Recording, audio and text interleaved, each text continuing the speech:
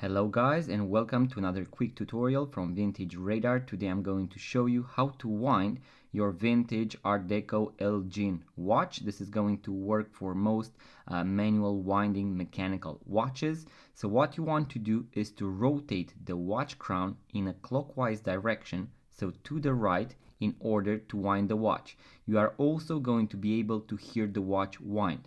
You can do this for around 10 to 20 times in order for your watch to be fully winded.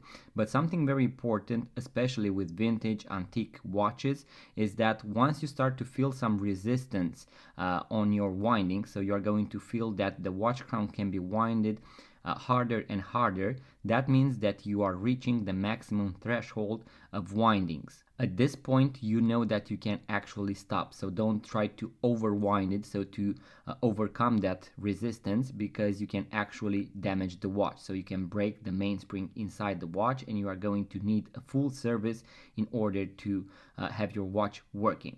So guys, that was the quick tutorial. You now know how to wind your vintage Art Deco ladies Elgin watch. This is also going to work for more modern manual winding mechanical watches, both for men and for women.